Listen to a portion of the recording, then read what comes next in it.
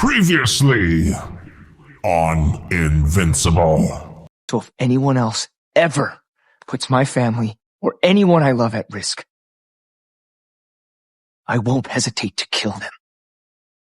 Welcome back to my channel, and more importantly, welcome back to the world of Invincible. This is my breakdown of Invincible Season 4, Episode 1, where we watch Mark struggles with if eliminating his enemies is the best decision moving forward to prevent others from being harmed, and we also see that both the new and old Guardians working together. Let's break down each scene and discuss where things are headed, full spoilers ahead. We open with Mark out in the vastness of space as he's not fully healed, sporting some robot armor on his arm and leg, which is a physical reminder of the brutal beating that he took from Conquest. But even injured, he's still a force to be reckoned with, dispatching some unknown alien threat as we see the aftermath of this fight. One thing we've seen throughout the last season and throughout this episode, this isn't the same Mark of seasons 1 and 2, and he's now taken on the full responsibility of being Earth's protector, even if he's still unsure about what kind of hero he wants to be. Back on Earth, the GDA is working overtime. We get a quick scene of Cecil bathing, perhaps enjoying a moment of quiet, but even in his leisure, there is a detached intensity to him as we know his world is controlled chaos. And speaking of chaos, the world hasn't stopped destroying itself. We see familiar villains like Curse and Furnace and Slain Mantis wreaking havoc. It's a constant battle, a never-ending cycle, perfectly establishing in GDA's omnipresence, their 24-hour world watch, a no-rest policy that extends to every analyst and agent, not just the soups. Meanwhile, we see Oliver now a full-blown teenager prepping for battle, even chucking some coffee like a seasoned vet. Now, before he flies off, he shares a quick, sweet hug with his mother, Debbie. And you know what? I'm just going to say it, man. I feel so bad for Debbie in this new season. First off, she had to deal with Mark being a teenager and all the angst that came with that and him becoming a superhero. But now she's juggling two superpowered, planet-saving teenagers all by herself. But as we'll see later, that's not going to be for much longer. Now, going back to Oliver, we see early in this episode, he isn't just a sidekick anymore. He's an actual formidable hero in his own right, taking out villains with ease. Now, the action isn't just limited to Mark and Oliver. We see Adam Eve is officially back in action, starting with some light work with taking down some local jewel thieves. Now, within this opening montage, we see the brief return of Business Baby and Big Mildew. We also get a glimpse into Capes Inc. while they're meeting, and this is just a nice reminder that while we did lose a lot of heroes last season, that there is still a community of heroes, and they are vast and varied, and they're trying to regroup. Now we see that the city is still under construction, it's still rebuilding, still patching itself back up. Everyone is still grieving, still reeling from the sheer scale of the threats they faced. Now this opening sequence culminates into a giant monster leveling downtown. As we see the new Guardians arrive, ready to fight, but Invincible in his full Invincible glory handles it quickly. He saves the day, but the most impactful part is seeing the crowd. There's no cheering, no appreciation, just a silent, almost resentful gaze. The public's perception of Invincible has drastically shifted. After what happened with Omni-Man in Chicago in Season 1, and after the countless battles and collateral damage from Season 2 and 3, the weight of expectation on Mark is huge, and the faith in him is very fragile right now. To me, this 5-minute opening perfectly sets the tone for this season and this episode, and basically shows us that there's no time to rest. Even after back-to-back major events, the threat is never ending. The world needs protection 24/7. Now, after a long day of heroing, we see Mark headed home and he just looks exhausted. He's just hoping to get a nice shower and a nice little meal before going to bed. But before he can even refuel, we see duty calls. Being the Earth's protector right now just isn't a job for Mark. It's his entire existence, what it seems like in this opening sequence. It is a full-time, round-the-clock commitment with no breaks. Now, Mark hears that Oliver is home as well, and he wants Oliver to join him, but like most teenagers, Oliver isn't enthusiastic about being a hero like he used to be when he was younger. He just wants to stay home and play video games. Mark makes the point about this being a never-ending cycle because there's always at least one more villain out there, and this is where Debbie has to step in. Now, as Mark heads out to go fight some more crime, we see Debbie encourages him to take a night off to rest. But the weight of the world is too heavy for Mark to simply put it down. You don't see the way people look at me out there, so I don't get to be tired or take a night off.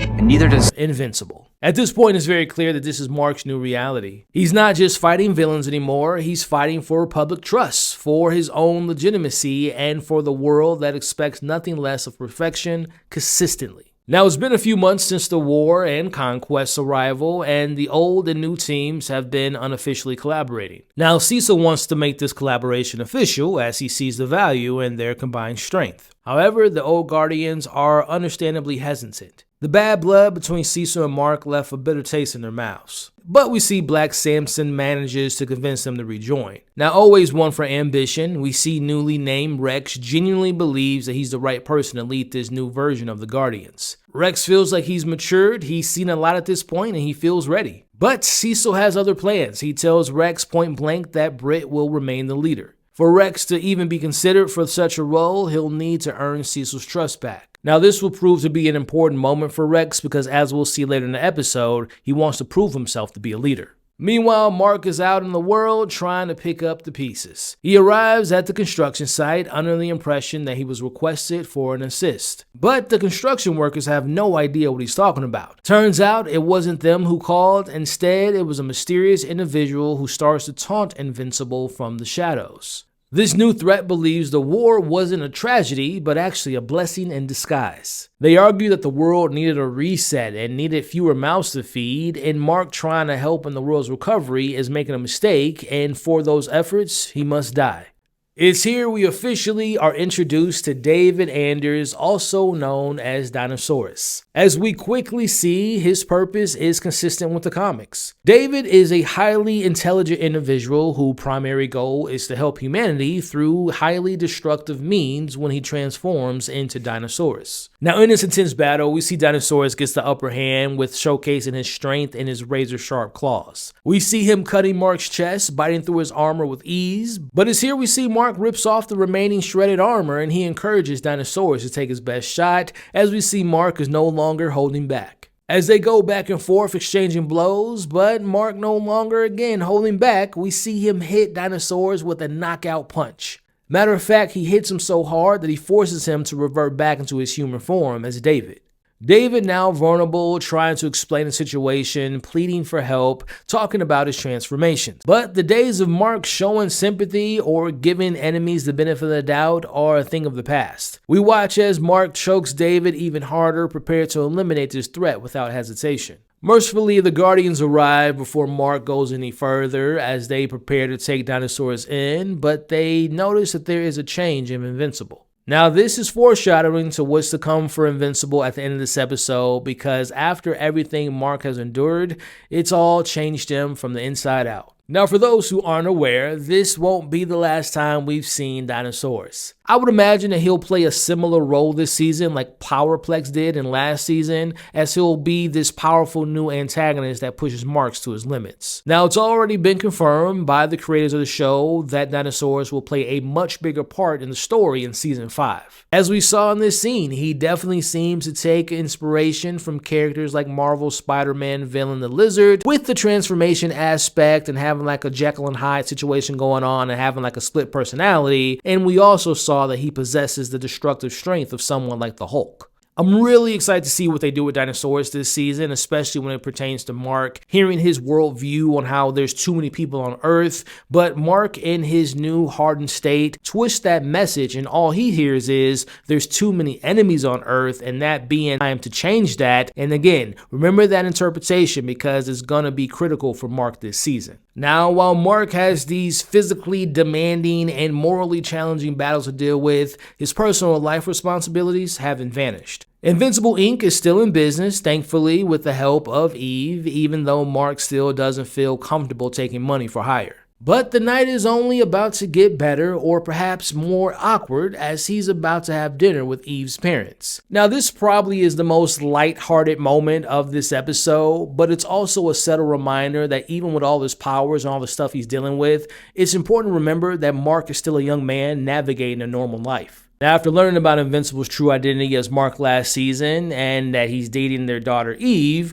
we watch the awkward dinner continue as Eve's dad brings up Mark's past in Chicago. Now, we know that Eve's parents is trying to rebuild their relationship with their daughter as we watch her dad invites Mark outside for some cigars to give him the classic father-boyfriend conversation. Now, outside, Adam brings up what happened to Eve and her almost dying last season, and the fact that the only time she's almost died, it always involves saving Mark. Basically, he's telling Mark that he needs to leave her before he ends up killing his daughter. Meanwhile, inside, we see Eve's mom seems to be happy for her daughter finding Mark, but then she drops this cryptic hint that their relationship might change when Eve gets older, basically implying that she herself more or less settled with Adam over time. Now, before they head out of this awkward dinner, we see Mark opens up to Eve. He confesses how close he came to killing Dr. Anders and how it was only the Guardian's timely arrival that stopped him. Now, as the conversation ends, we see Eve making Mark some terrible coffee, as we know that her powers are still messed up, as we saw from last season. Now, as she places the cup of coffee in the sink, we see that same purple ooze coming from it. Now, again, this is a spoiler breakdown, so you have been warned up top, but I will warn you all what this means for the future for these two characters. Now, this purple substance in Eve's powers being out of whack is basically her body telling her that there's something important happening to her. Now, for those that have read the comics know what that means, that probably by the end of this season, we're going to get the reveal that she's pregnant, and when her and Mark learn this, it will change their relationship forever. Now, while love and complicated relationships are happening, a returning threat emerges. We cut to the sewers where we last saw the regrouping of the Segwits. Their plan for their next attack on Earth is about to begin. Now, above ground, we are introduced to a brand new character from the comics by the name of Universa. Now, if you all recognize that voice, that is because Robert Kirkman continues his trend of working with incredible talent, as we get the great Danny Guerrera, known for her roles as Okoye in the MCU, and of course Michonne in The Walking Dead. Universa is on Earth looking for the source of the city's power. Her origins are a bit unknown in the comics, but as she'll reveal later, her goal is to drain enough energy from the Earth to save her own dying planet. Now, back in what passes for a normal life, things are still going strong between Debbie and Paul. We see that he's sleeping over regularly now, and yes, they're engaging in adult activities, and Oliver makes it very known that he is aware of what they do at night. Now, later in the episode, Paul tells Debbie that he wants to move in together, and she agrees. Things are moving pretty fast for Debbie, and she's finding this new type of happiness after Nolan, which, by the way, will make a very interesting reunion, what we saw in the trailers, even more interesting because it's probably safe to assume that Paul will be moving in with Debbie and her kids, and again, when Nolan returns, that will be a very interesting scene. Now, Eve arrives and Invincible Inc. gets a hit about a new threat not in the database, and they're attacking the power plant. Meanwhile, Debbie takes Oliver to get his new suit, which has Omni-Man's old symbol on it. Now, seeing this triggers a memory for Debbie, recalling the day that Nolan first put the suit on. But now, with Oliver wearing it, it's not about Nolan's legacy of destruction. Instead, it's a new and more hopeful meaning behind it. But unfortunately, again, it's a 24/7 job, and this calm does not last long. While that is going on, the Segwigs make their attack just as Universa is draining the energy from the plant that powers half of the coast. While the Guardians take care of the squids, we see Mark and Eve arrive and the action immediately begins. Universa's staff proves to be very powerful and temporarily takes out Mark.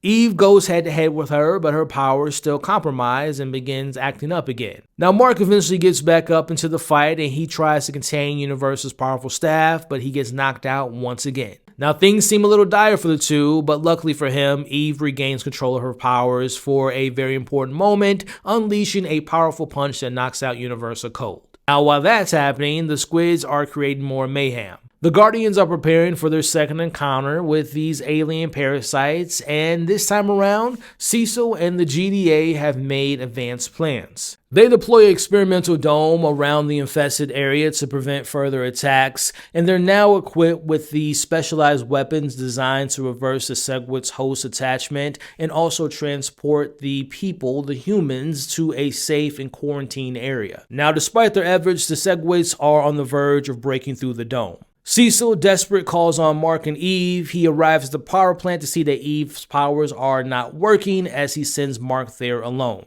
He wants Mark to join the fight, and he promises him that there are no strings attached to assisting the Guardians. Now, during this fight, we see Rex decides to save humans underground against Brit's orders to remain focused on saving those above ground. Now, Rex barely gets out of this alive as he manages to save a few humans, and he ends up transporting himself out there before being attacked. Again, this is something to remember that Rex will probably try to prove himself throughout the season that he should be the leader of the Guardians. Now, meanwhile, back to the fight, we see the Guardians with the help of Invincible try to stop the main host. Now, we end this premiere episode with what's been building this whole time for Invincible. That being to make a tough decision to either wait for Bulletproof to give him the device to save the host, or just killing them to prevent further damage of spreading globally if it breaks through the dome. Now, the dome's integrity is down to 1%, and there looks to be not enough time to save the main host, so we watch Mark apologizes and ultimately punches them through the face, killing them.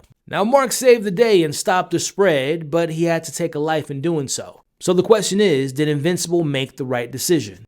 Now, from my personal opinion, I think he did the right thing. He saved billions of lives, but the look on his face told us the cost was far, far greater than the punch. I would imagine that choice of killing that host will haunt Mark for a bit of this season, shaping the hero he becomes or perhaps the monster he fears. Now let's break down this post-credit scene in this premiere episode as we cut to Cecil having a drink in his office as Donald runs in a panic. Cut to the secret underground bunker where Conquest was held by Cecil to question all the knowledge that he has about the Viltrumites. We see Conquest wakes up and within seconds he escapes and flies into space, most likely headed back to his home planet to inform his leaders what happened. As Cecil sees this and knows he's made a terrible decision by keeping Conquest alive. I thoroughly enjoyed this premiere episode. It feels so good to be back with these characters in this world. I love the tone of this episode. Again, we got like 1 or 2 moments of levity,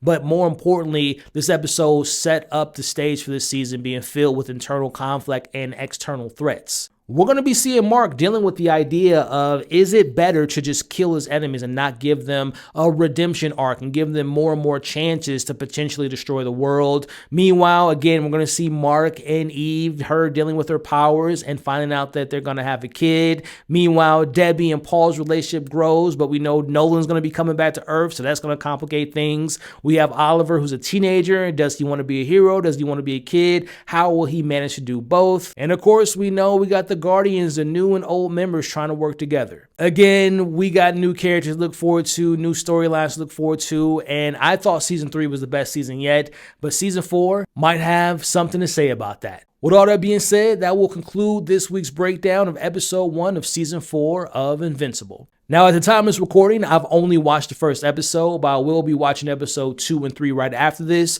So by the time this video is uploaded, you'll be able to see my breakdowns for episode 2 and 3 available to watch or listen to in podcast form. If you all enjoyed this breakdown, make sure to hit the like button, hit the hype button, like, share, comment, subscribe on the YouTube channel. If you all are listening to this via podcast, Apple Podcasts, or Spotify, thank you for listening. Leave your thoughts in the comments, but also follow the podcast and please consider leaving me a 5-star review. Again, episodes 2 and 3 will be available to watch or listen to now. But in the meantime, thank you all for watching this breakdown. I am so excited to be back in the world of Invincible. We will be covering this every single week. Thank you all again. Don't forget, you all are awesome. Stay safe, and I'll catch you all on the next breakdown of Invincible.